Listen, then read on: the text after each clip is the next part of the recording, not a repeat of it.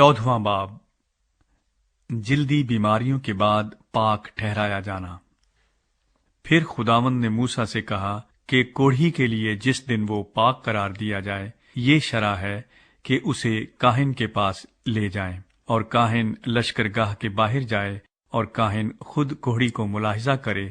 اور اگر دیکھے کہ اس کا کوڑھ اچھا ہو گیا ہے تو کاہن حکم دے کہ وہ جو پاک قرار دیا جانے کو ہے اس کے لیے 2 زندہ پاک پرندے اور دیودار کی لکڑی اور سرخ کپڑا اور زوفہ لیں، اور کاہن حکم دے کہ ان میں سے ایک پرندہ کسی مٹی کے برتن میں بہتے ہوئے پانی کے اوپر ذبح کیا جائے۔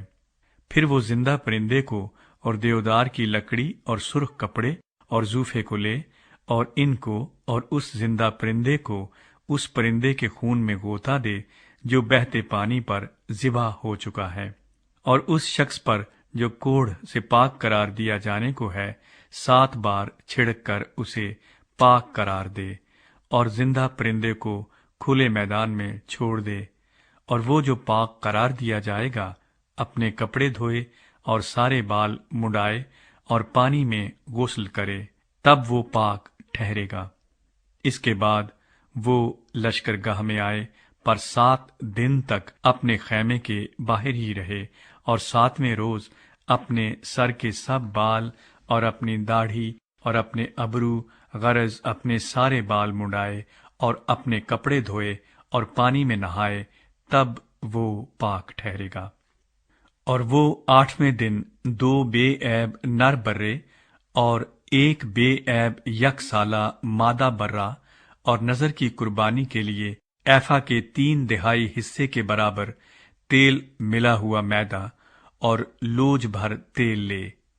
تب وہ کاہن جو اسے پاک قرار دے گا اس شخص کو جو پاک قرار دیا جائے گا، اور ان چیزوں کو خداوند کے حضور خیمہ اجتماع کے دروازے پر حاضر کرے، اور کاہن نر بروں میں سے ایک کو لے کر جرم کی قربانی کے لیے اسے اور اس لوج بھر تیل کو نزدیک لائے، اور ان کو ہلانے کی قربانی کے طور پر خداوند کے حضور ہلائے، اور اس برے کو مقدس میں اس جگہ ذبح کرے جہاں خطا کی قربانی اور سوختنی قربانی کے جانور ذبح کیے جاتے ہیں، کیونکہ جرم کی قربانی خطا کی قربانی کی طرح کاہن کا حصہ ٹھہرے گی، وہ نہایت مقدس ہے۔ اور کاہن جرم کی قربانی کا کچھ خون لے، اور جو شخص پاک قرار دیا جائے گا اس کے دہنے کان کی لو پر اور دہنے ہاتھ کے انگوٹھے پر اور دہنے پاؤں کے انگوٹھے پر اسے لگائے، اور کاہن اس لوج بھر تیل میں سے کچھ لے کر اپنے بائیں ہاتھ کی ہتھیلی میں ڈالے، اور کاہن اپنی داہنی انگلی کو اپنے بائیں ہاتھ کے تیل میں ڈبوئے، اور خداوند کے حضور کچھ تیل 7 بار اپنی انگلی سے چھڑکے، اور کاہن اپنے ہاتھ کے باقی تیل میں سے کچھ لے، اور جو شخص پاک قرار دیا جائے گا اس کے دہنے کان کی لو پر اور اس کے دہنے ہاتھ کے انگوٹھے اور دہنے پاؤں کے انگوٹھے پر جرم کی قربانی کے خون کے اوپر لگائے، اور جو تیل کاہن کے ہاتھ میں باقی بچے اسے وہ اس شخص کے سر میں ڈال دے جو پاک قرار دیا جائے گا، یوں کاہن اس کے لیے خداوند کے حضور کفارہ دے۔ اور کاہن خطا کی قربانی بھی گزرانے اور اس کے لیے جو اپنی ناپاکی سے پاک قرار دیا جائے گا کفارہ دے۔ اس کے بعد وہ سوختنی قربانی کے جانور کو ذبح کرے، پھر کاہن سوختنی قربانی اور نذر کی قربانی کو مذبح پر چڑھائے، یوں کاہن اس کے لیے کفارہ دے تو وہ پاک ٹھہرے گا۔ اور اگر وہ غریب ہو اور اتنا اسے مقدور نہ ہو تو وہ ہلانے کے واسطے جرم کی قربانی کے لیے 1 نر برا لے تاکہ اس کے لیے کفارہ دیا جائے، اور نذر کی قربانی کے لیے ایفا کے 10ویں حصے کے برابر تیل ملا ہوا میدا اور لوج بھر تیل، اور اپنے مقدور کے مطابق 2 کمریاں یا کبوتر کے 2 بچے بھی لے، جن میں سے ایک تو خطا کی قربانی کے لیے اور دوسرا سوختنی قربانی کے لیے ہو۔ انہیں وہ 8ویں دن اپنے پاک قرار دیے جانے کے لیے کاہن کے پاس خیمہ اجتماع کے دروازے پر خداوند کے حضور لائے، اور کاہن جرم کی قربانی کے برے کو اور اس لوج بھر تیل کو لے کر ان کو خداوند کے حضور ہلانے کی قربانی کے طور پر ہلائے۔ پھر کاہن جرم کی قربانی کے برے کو ذبح کرے، اور وہ جرم کی قربانی کا کچھ خون لے کر جو شخص پاک قرار دیا جائے گا اس کے دہنے کان کی لو پر اور دہنے ہاتھ کے انگوٹھے اور دہنے پاؤں کے انگوٹھے پر اسے لگائے۔ پھر کاہن اس تیل میں سے کچھ اپنے بائیں ہاتھ کی ہتھیلی میں ڈالے، اور وہ اپنے بائیں ہاتھ کے تیل میں سے کچھ اپنی دہنی انگلی سے خداوند کے حضور 7 بار چھڑکے۔ پھر کاہن کچھ اپنے ہاتھ کے تیل میں سے لے، اور جو شخص پاک قرار دیا جائے گا اس کے دہنے کان کی لو پر اور اس کے دہنے ہاتھ کے انگوٹھے اور دہنے پاؤں کے انگوٹھے پر جرم کی قربانی کے خون کی جگہ اسے لگائے، اور جو تیل کاہن کے ہاتھ میں باقی بچے وہ اسے اس شخص کے سر میں ڈال دے جو پاک قرار دیا جائے گا، تاکہ اس کے لیے خداوند کے حضور کفارہ دیا جائے۔ پھر وہ کمریوں یا کبوتر کے بچوں میں سے جنہیں وہ لا سکا ہو ایک کو چڑھائے، یعنی جو کچھ اسے میسر ہوا ہو اس میں سے ایک کو خطا کی قربانی کے طور پر اور دوسرے کو سوختنی قربانی کے طور پر نظر کی قربانی کے ساتھ گزرانے۔ یوں کاہن اس شخص کے لیے جو پاک قرار دیا جائے گا خداوند کے حضور کفارہ دے، اس کوڑھی کے لیے جو اپنے پاک قرار دیے جانے کے سامان کو لانے کا مقدور نہ رکھتا ہو۔ شرع یہ ہے۔ مکانوں اور گھروں کے اندر پھپھوندی۔ پھر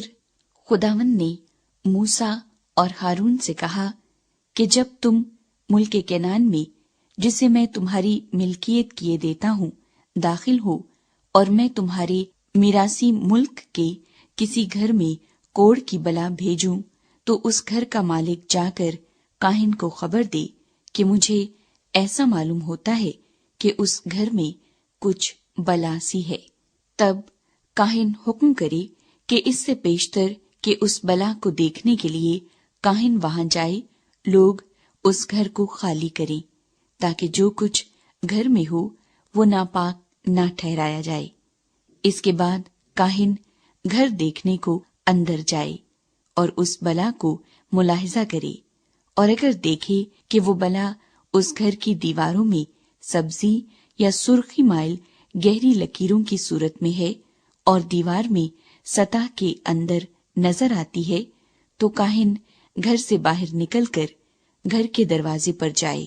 اور گھر کو 7 دن کے لیے بند کر دے، اور وہ 7ویں دن پھر آ کر اسے دیکھے۔ اگر وہ بلا گھر کی دیواروں میں پھیلی ہوئی نظر آئے تو کاہن حکم دے کہ ان پتھروں کو جن میں وہ بلا ہے نکال کر انہیں شہر کے باہر کسی ناپاک جگہ میں پھینک دیں۔ پھر وہ اس گھر کو اندر ہی اندر چاروں طرف سے کھرچوائے اور اس کھرچی ہوئی مٹی کو شہر کے باہر کسی ناپاک جگہ میں ڈالے، اور وہ ان پتھروں کی جگہ اور پتھر لے کر لگائیں، اور کاہن تازہ گارے سے اس گھر کی استرکاری کرائے، اور اگر پتھروں کے نکالے جانے اور اس گھر کے کھرچے اور استرکاری کرائے جانے کے بعد بھی وہ بلا پھر آ جائے اور اس گھر میں پھوٹ نکلے، تو کاہن اندر جا کر ملاحظہ کرے، اور اگر دیکھے کہ وہ بلا گھر میں پھیل گئی ہے تو اس گھر میں کھا جانے والا کوڑ ہے، وہ ناپاک ہے۔ تب وہ اس گھر کو اس کے پتھروں اور لکڑیوں اور اس کی ساری مٹی کو گرا دے، اور وہ ان کو شہر کے باہر نکال کر کسی ناپاک جگہ میں لے جائے، ماں سوا اس کے اگر کوئی اس گھر کے بند کر دیے جانے کے دنوں میں اس کے اندر داخل ہو تو وہ شام تک ناپاک رہے گا، اور جو کوئی اس گھر میں سوئے وہ اپنے کپڑے دھو ڈالے، اور جو کوئی اس گھر میں کچھ کھائے وہ بھی اپنے کپڑے دھوئے۔ اور اگر کاہن اندر جا کر ملاحظہ کرے اور دیکھے کہ گھر کی استرکاری کے بعد وہ بلا اس گھر میں نہیں پھیلی، تو وہ اس گھر کو پاک قرار دے، کیونکہ وہ بلا دور ہو گئی۔ اور وہ اس گھر کو پاک قرار دینے کے لیے 2 پرندے اور دیودار کی لکڑی اور سرخ کپڑا اور زوفا لے، اور وہ ان پرندوں میں سے ایک کو مٹی کے کسی برتن میں بہتے ہوئے پانی پر ذبح کرے۔